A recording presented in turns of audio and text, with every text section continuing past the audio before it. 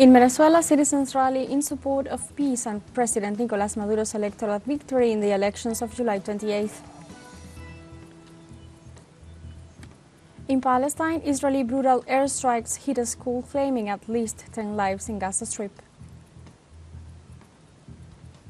And in Russia, the air defense forces intercepted and destroyed 75 Ukrainian drones over 7 regions of the country and in the Sea of Azov.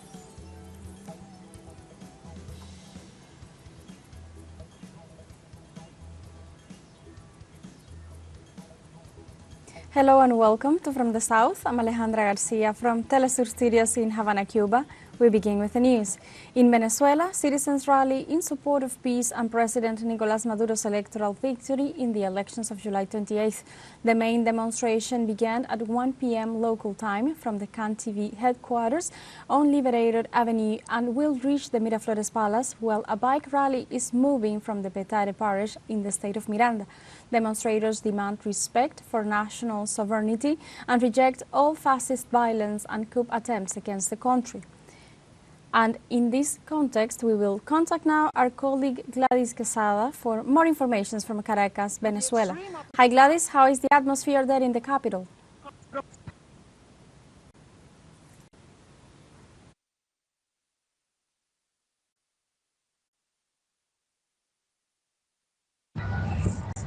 Yes, thanks for the time and the contact here from the South and for our audience. Right now, currently, I'm at CAN TV, which is one of the many telecommunications enterprises here in Venezuela, and also is one of the concentrations and the gathering points for this great and large Chavista march today, Saturday in the afternoon, that is heading towards the Miraflores Palace. But I have to tell you why this concentration today and why this gathering, and also why Chavismo is packing the streets. As you know, and as our audience recalls, July 28th was a pivotal day, was a great day for Venezuela, as the people of Venezuela went to the polls and re-elected President Nicolas Maduro for another term. After that, just right after, many international opposition organizations and also the radical extreme right-wing organizations said they did not acknowledge the results of those polling, and afterwards started outbreaks of violence here in Caracas, attempting to looting and to do terrorist actions against some social works, social buildings, institutions, and also against the people of Venezuela. All of that to discredit and to contest violently the results of the elections. Afterwards, the President Nicolas Maduro called for peace in the country. He said that this is a nation of peace, that this is a nation of dialogue and concord. Afterwards, as you know, and yesterday he was before the Supreme Electoral Tribunal, and there he was trying to intercede with a recourse of legal action of legal nature to assess and to do audits of these last elections, to validate and to reinforce the electoral results of July 28th elections that, as I was saying, were contested by the U.S. authorities and also by the right-wing opposition, the extreme opposition, because I have to say that many of the other candidates, the other former presidential candidates, were acknowledging, were accepting the results, and also they presented to this called by the President Nicolas Maduro. Well, today, one day after, and as a counteract for another march from the opposition, from the radical violent opposition, today the Chavismo basis, the Chavismo followers, they are here to do this march, to hold this rally that is heading towards Miraflores Palace, the seat of the government here in Venezuela. They are calling for peace. They are asking for support for these election results. They are backing what they decided at the polling stations back on July 28th. And also they are backing a project, the Chavismo project, which is bigger than just an electoral result and which is bigger than just an electoral or a political conflict here in Venezuela. They are backing the continuity of the Bolivarian revolution, the continuity of the Bolivar and Chavez ideals, I beg your pardon there, and they are trying to continue with what they have been constructing for 25 years and so on. So right now the march is heading towards Miraflores. They are going to the Urdanera Avenue, and they are going straight away for Miraflores Palace, and there will be a large gathering of all Chavismo organizations, all the organizations that conform the Great Patriotic Pole. And also it is expected that the highest authorities of the government of President Nicolas Maduro will be there accompanying the gathering and accompanying these organizations and these movements that are backing and supporting the decisions. So far, this is what is going on right now in Venezuela. You can listen to all the noise because this is the music and this is the joyful celebrations that are gathering and accompanying this rally and this march. This is the information I have. I hope we could have other contacts further in the afternoon and further in other broadcasts. But so far, this is what I can say, and I'm going to summarize. This is a really large march that is heading towards the Miraflores Palace as a way to show support for President Nicolas Maduro Moros and the results of July 28th presidential elections that called the win and called the victory for the Great Patriotic Pole, and also for what is Bolivarian revolution and what is the Chavismo here in Venezuela. So far, that's the information, and back to you right now.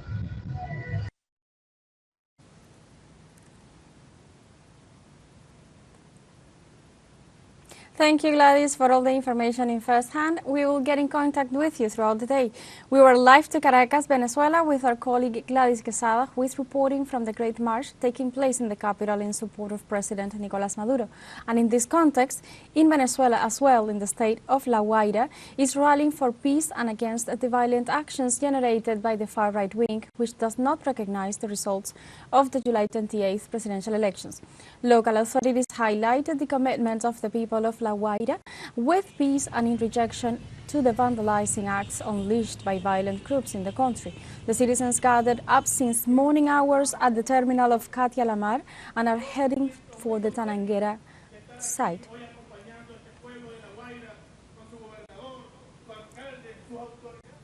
Likewise, in the state of Aragua, the people of Cagua gathered in the city's Sucre Square to support Venezuelan peace and celebrate the re-election of President Nicolas Maduro. The event is led by Mayor Wilson Coy, who emphasized that the people of Cagua are peaceful and reject the acts of violence promoted by the far right. The rally comes after the destabilization and terrorism plans promoted by groups of the Venezuelan right wing.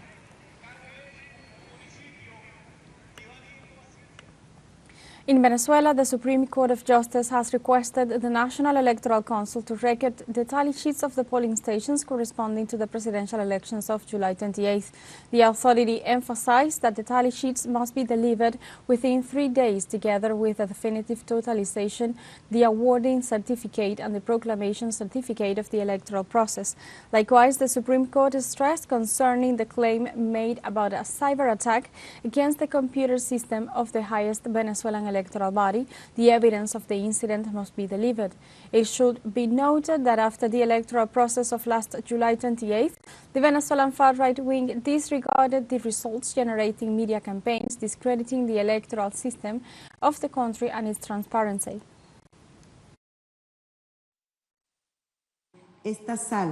This court requests the National Electoral Council, in application of the court's broad constitutional and legal powers in the electoral litigation arena and in accordance with the provisions of the first part of Article 136 of the Constitution of the Bolivarian Republic of Venezuela, to file within 3 days of the notification of the present decision before this highest instance the following instruments related to the presidential election process of July 28, 2024. The tally sheets of all polling stations nationwide, along with definitive totalization, the awarding certificate and the proclamation certificate of the electoral process. The head of the Venezuela Nuestra campaign command, Jorge Rodriguez, denounced the fake tally sheets forged by the far right to claim fraud and disregard the election results. Rodriguez presented evidence of the opposition's plans for the days earlier the July 28th election, which included dismissing the official electoral results. The head further explained that the information was published on a website created by the far right, whose domain was acquired prior to the election day, demonstrating the premeditation of the most radical far-right opposition sector. Likewise, Rodriguez assured that 9,468 alleged tally sheets of the more than 36,000 polling stations are equivalent to 30% and not 70% as they had granted.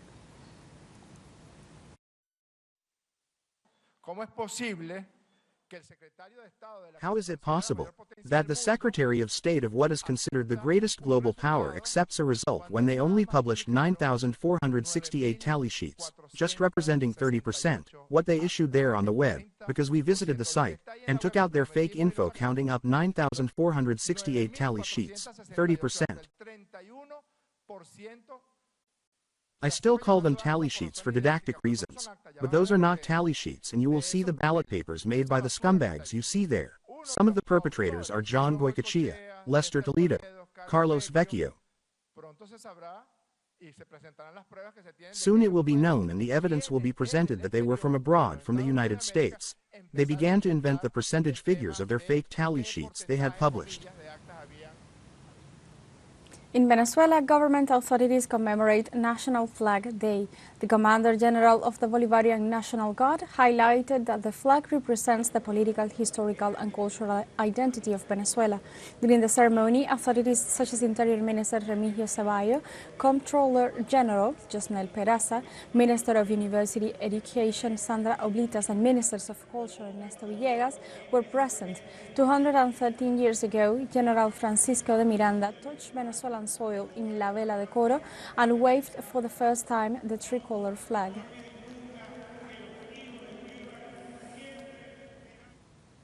Let's take a short break, but remember you can join us on TikTok at teleSUR English, where you will find news in different formats, news updates and more.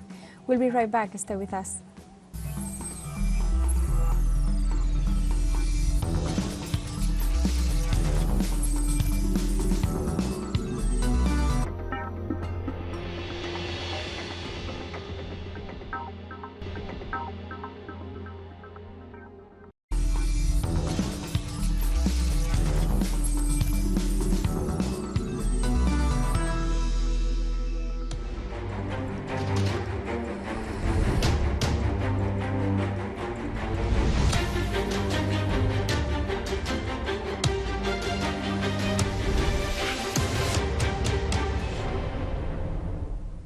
Welcome back. In Palestine, Israeli brutal airstrikes hit a school, claiming at least 10 lives in Gaza Strip. Israeli genocidal forces took accountability of having attacked the area as they were targeting an alleged Hamas command and control center. The Israeli occupation aircraft tore down entire residential squares in the Gaza Strip as part of the comprehensive policy of destruction applied by the Netanyahu government. Thousands of deaths and injured are still trapped under the rubble due to the continuous shellings and the severity of the conditions on the ground as the Gaza Strip is under complete siege.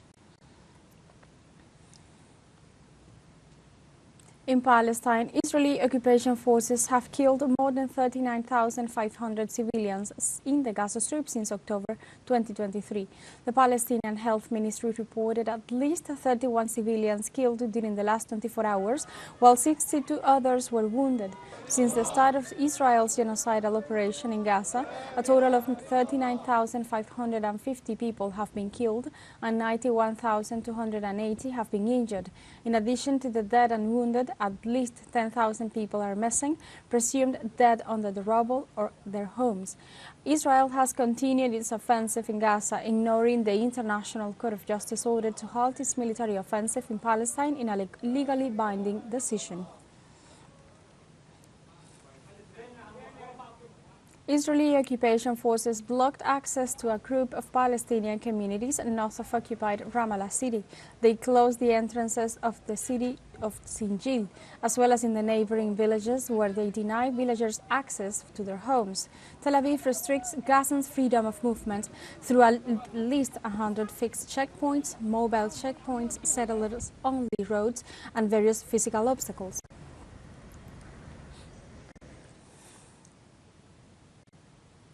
In the United Kingdom, citizens took to the streets in London to protest against Israel's genocidal operation in Palestine territories.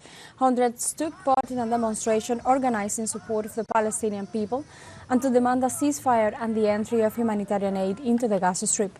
Participants raised Palestinian flags and banners denouncing the crimes committed by the Israeli occupation against the Palestinians. In this context, hundreds protested in Rotterdam, 78 kilometers from the Netherlands capital, against the Israeli regime's genocide in Gaza.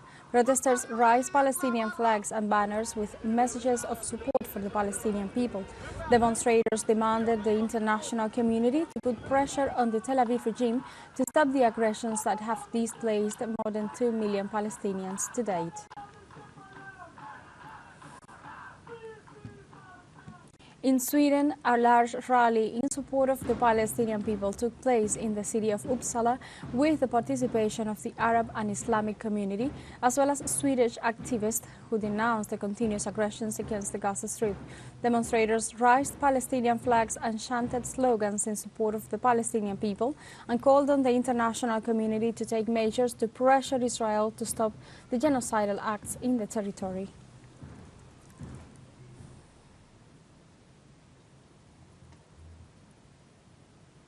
We have a final short break coming up, but before we invite you to join our WhatsApp community for an English-speaking audience, you can scan the QR code on screen to join directly and share the link to reach more people.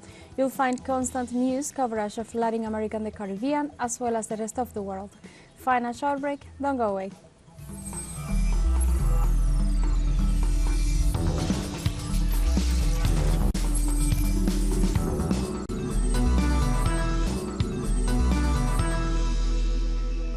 Welcome back to From the South. In Russia, the air defense forces intercepted and destroyed 75 Ukrainian drones over 7 regions of the country and in the Sea of Azov.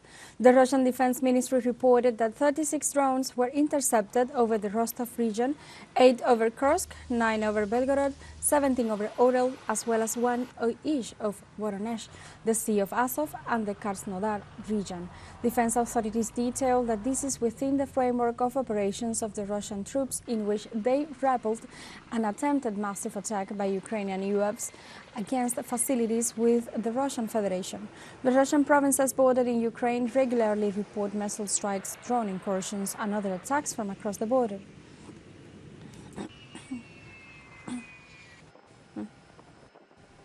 In Russia, President Vladimir Putin invited his Venezuelan counterpart, Nicolas Maduro, to attend the meeting of the BRICS group, which will be held from October 23rd to 24th this year to find areas of multilateral cooperation.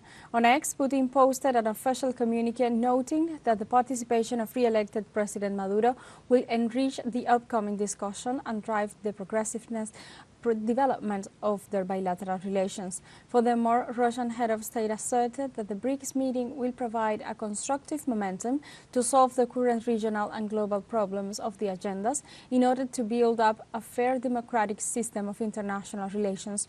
Meanwhile, the government of Venezuela considered itself to be a reliable partner of the BRICS and expects to contribute its natural resources to its member states for bolstering common projects.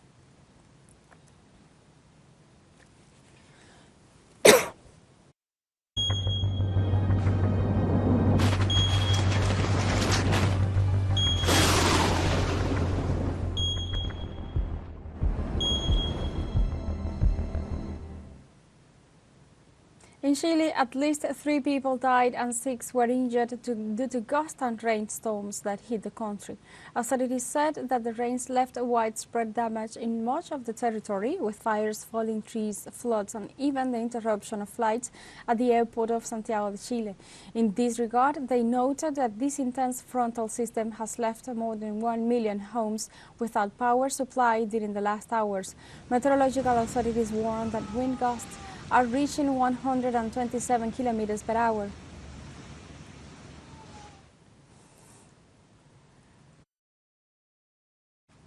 And in Brazil, the Amazon rainforest has witnessed a dramatic surge in wildfires within the last month, with approximately 2,600 wildfires reported, marking the highest number for this month in nearly 2 decades, representing a 40% rise compared to the June 2024 season. The escalation of fires is largely attributed to severe drought conditions, which have been intensified by climate change and the ongoing El Niño phenomenon, leading to drier weather across the region. The situation has raised concerns among environmentalists and government officials regarding the effectiveness of current firefighting resources and strategies, particularly in light of budget cuts that have affected firefighting capabilities. We have come to the end of this news brief, but you can find these and many other stories on our website at telesurenglish.net and join us on social media, Facebook, X, Instagram, Telegram and TikTok. For Telesur English, I'm Alejandra Garcia. Thank you for watching.